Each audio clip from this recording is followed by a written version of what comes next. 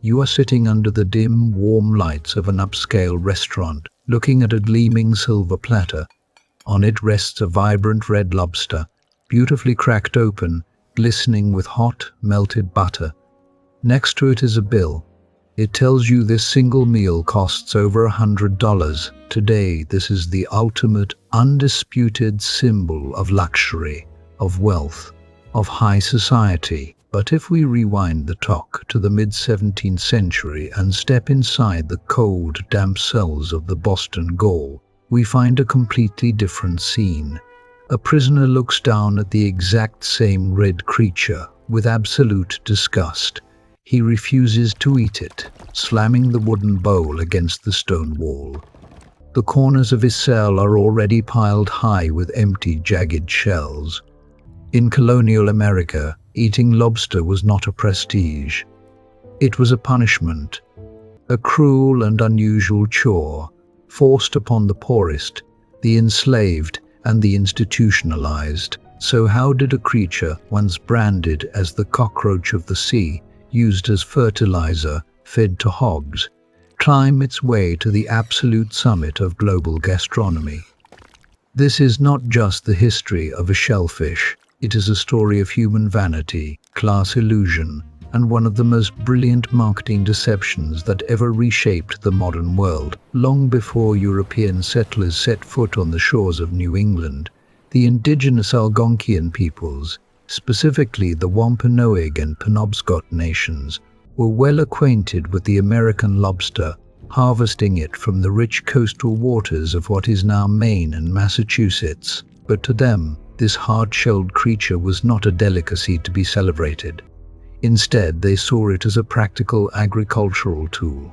Native farmers would bury a whole lobster next to each hill of corn they planted. The calcium, nitrogen, and phosphorus in the decaying shells fed the sandy soil, coaxing a rich, golden harvest from the earth.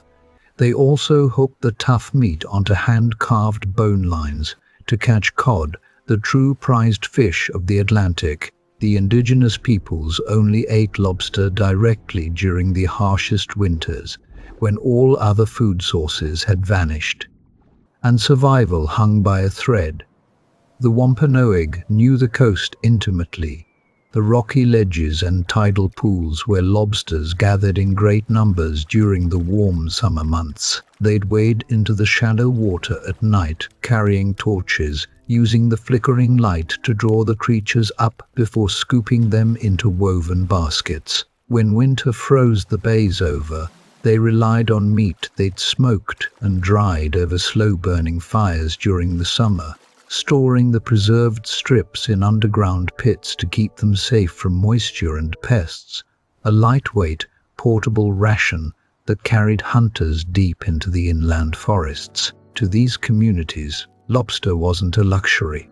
It was a tool for survival, and this same relationship with the sea shaped their first encounters with the English settlers who arrived at Plymouth in 1620. It was the Wampanoag who taught the starving newcomers how to work the coastline at all, how to read the tides, where to dig, what the ocean would give up if you knew where to look. Across the Atlantic, Europe lived in a parallel, but entirely opposite, reality.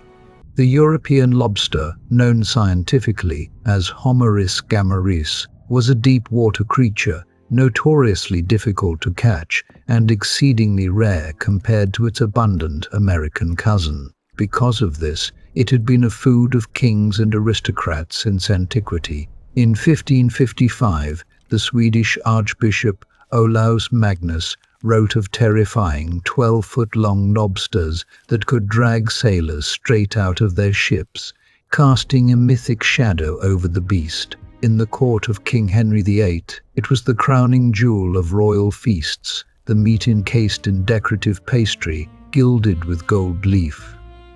By 1620, the medical writer Tobias Venner was praising its flesh as a powerful aphrodisiac, capable, he claimed, of restoring youth to the elderly. The famous English diarist Samuel Pepys recorded, with immense pride, in 1663, that he had served 4 lobsters at a sophisticated London dinner party. noting that the presence of these rare imports immediately elevated his standing among his peers, guests gasping at crustaceans shipped alive across the channel, packed in wet straw.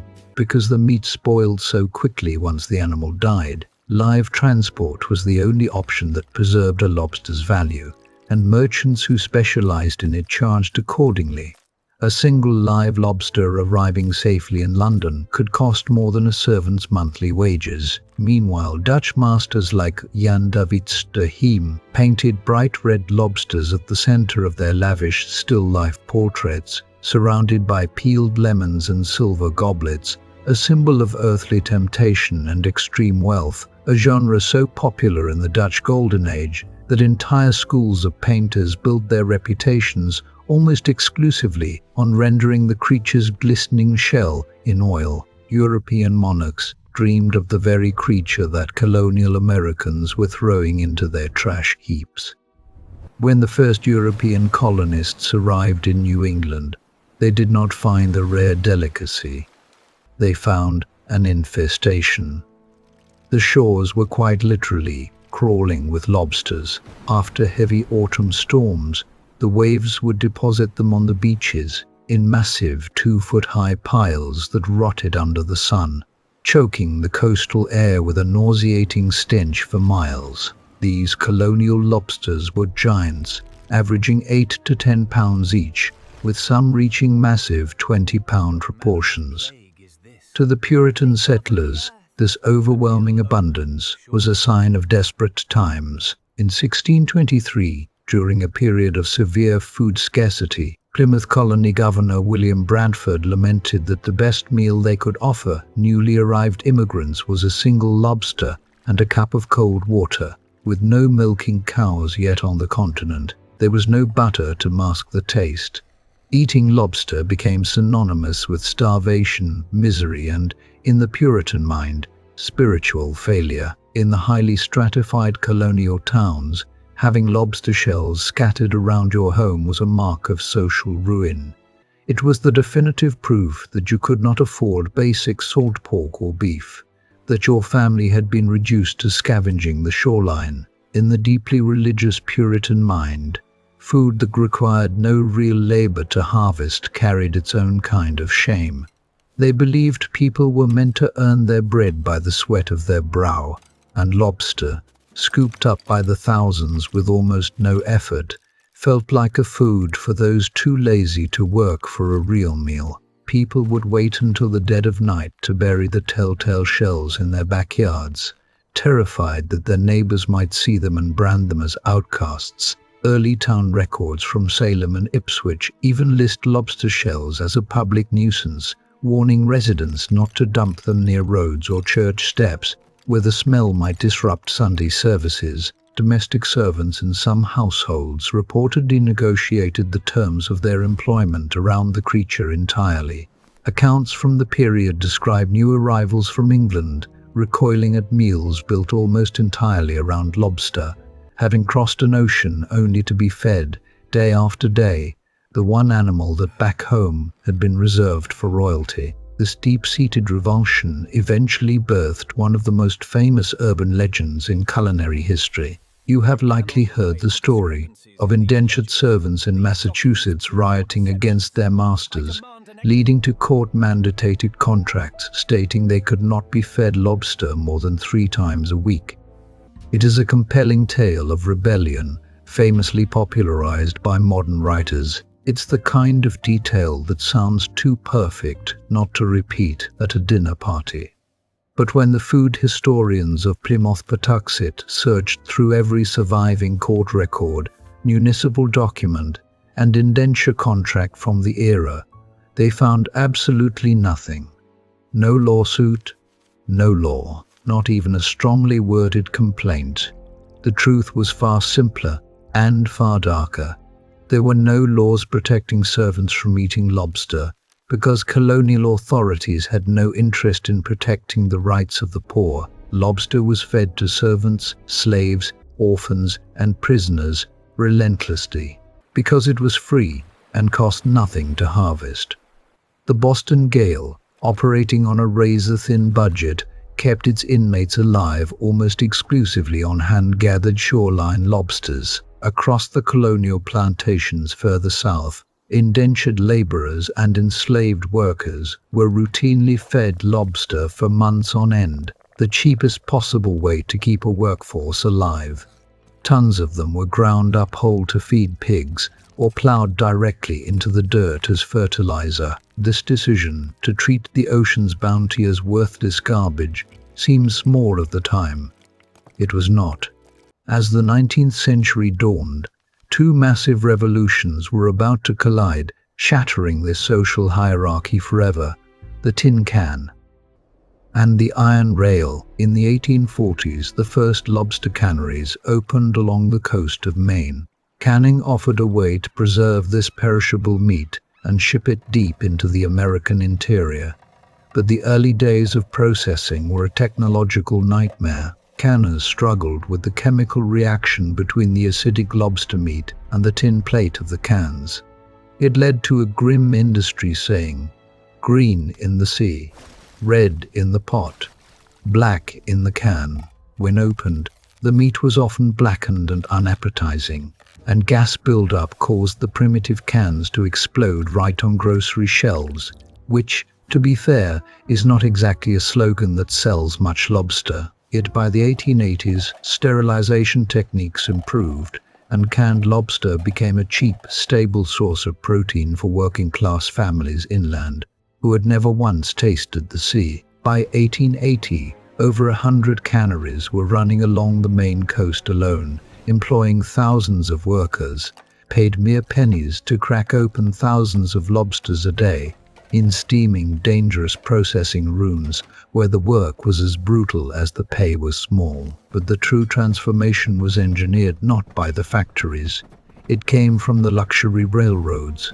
By the late 19th century, the American continent was bound together by steel tracks, and a new era of opulent travel had begun. George Pullman, the visionary founder of the Pullman Palace Car Company, began designing sleeping cars that were essentially rolling five-star hotels. In 1868, the railroads introduced the Delmonico, a dining car with white tablecloths, polished silver, and impeccably dressed waiters. As these trains glided away from the coast, they carried wealthy passengers from Chicago, Ohio, and the Great Plains, people who had never seen an ocean and who knew absolutely nothing about the lobster's rotten reputation back east. The railway chefs seized upon this ignorance.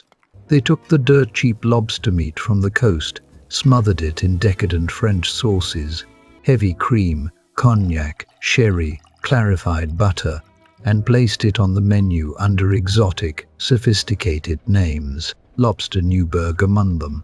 A dish said to have been created at Delmonico's in New York by a sea captain who brought the recipe to the restaurant's owner, only for the name to be quietly changed after a falling out between the two men, rearranged into the Newburg we know today. And most importantly, the railway chefs charged a premium price. In 1900, a single serving of lobster Newburg on a Pullman dining car cost $1.50, a full day's wages for the men laying the very tracks the train rode on. To a wealthy inland industrialist, that price tag meant only one thing: quality, prestige. They dined on these rich, saucy dishes in elegant, wood-paneled dining cars, entirely convinced they were experiencing the height of sophisticated East Coast dining, unaware that the same creature had been considered fit only for prisoners a generation earlier, and just a few hundred miles away. The illusion worked flawlessly. When these wealthy travelers journeyed to New England for their summer vacations in the 1880s and 90s, they immediately began demanding fresh, whole lobsters at every coastal hotel and resort. The demand exploded overnight. High-end New York establishments, like Delmonico's, rushed to put lobster at the top of their menus, charging exorbitant prices to keep up with the trend. And then, the oldest law of economics took over. As appetite grew and overfishing intensified, the endless heaps of giant lobsters vanished from the shorelines. The average size plummeted. the creature became rare. Scarcity drove the prices even higher, completing lobster's long, strange journey from the prison floor to the gilded plate. The onset of World War II locked this elite status into place forever. While the American government rationed almost every staple food, beef, pork, butter, sugar, to support the troops, lobster was exempted from the rationing system entirely, since it was too perishable to ship overseas to the front lines. Wealthy diners, unwilling to give up their luxuries in a time of national scarcity, flocked to high-end restaurants and nightclubs. Lobster became the ultimate indulgence, a way to display wealth when everything else was restricted, and a wartime menu could still whisper that some things hadn't changed at all. Today, lobster is a multi-billion-dollar global industry, governed by strict government quotas and high-tech cold chain logistics. The state of Maine alone harvests nearly 100 million pounds of lobster annually, driving the entire coastal economy, while Nova Scotia, across the border in Canada, exports over $1 billion worth of the creature every year. Fishermen follow strict conservation rules to protect the population, marking and releasing breeding females, using gauges to ensure only lobsters of a certain size are kept, a system built almost entirely to prevent history from repeating itself, to keep the shoreline from ever being stripped bare the way it nearly was a century ago. The scale of this modern trade is almost impossible to picture standing on a New England dock a century ago. What was once a local, coastal food, dismissed and buried in shame, is now flown across oceans on commercial cargo routes typically reserved for electronics and pharmaceuticals. A single flight can carry more lobster than an entire colonial fishing village might have caught in a decade, and the price gap tells its own story. A lobster that costs a fisherman in Maine perhaps $10 or $15 to catch can sell for well over $100 on a table in Shanghai once every hand it passed through along the way has taken its share. But the modern appetite for this delicacy is no longer driven solely by Western luxury. Today, the center of gravity has shifted to China. In Chinese culture, the cooked lobster's vibrant red hue symbolizes good fortune and prosperity, while its spiky, armored shell evokes the mythical dragon, which is why serving a whole live Atlantic lobster is the ultimate statement of prestige at wedding banquets and Chinese New Year feasts. During the peak of the Lunar New Year, demand is so intense that chartered cargo planes fly directly from Nova Scotia to Shanghai, carrying up to 100 tons of live lobster in temperature-controlled holds. Lobsters pulled from the cold waters of Maine at dawn can be swimming in a display tank in Shanghai or Beijing within 24 hours. Wealthy diners judging the status of their host by the size and vigor of the creature served. The very creature that once crawled through the mud of the Boston Gaol is now among the most pampered, time-sensitive cargo in the sky. It is one of the greatest illusions in human history. Over the span of 4 centuries, the lobster itself never changed. We did not breed it to be sweeter. We did not alter its shape. We did not change its color. We simply changed our minds. The cockroach of the sea became the king of the table for one reason alone. We chose to believe in its value, and we attached a high price tag to its name. Behind the buttery meat on your plate lies a profound truth about the fluidity of human desire and how easily our tastes can be manipulated by marketing, by infrastructure, by social vanity. So the next time you see a lobster in a supermarket tank or on a restaurant menu, take a closer look at those heavy, banded claws. You are not just looking at an expensive seafood dinner. You are looking at the ghosts of colonial prisoners, the steam of the early canneries, and the clever deception of 19th century railway chefs. Because behind every bite there is an empire that rose, a class that fell, and a history most people never hear. If this journey from prison scraps to the plates of the elite surprised you, hit that subscribe button, drop a like, and let us know in the comments below what shocked you more. The fact that people used to bury lobster shells to hide their poverty, or that the luxury status of this food was invented on a train. We're back in just 2 days with another hidden history behind the food on your plate. I'm Edible Empires, and this is the history behind every bite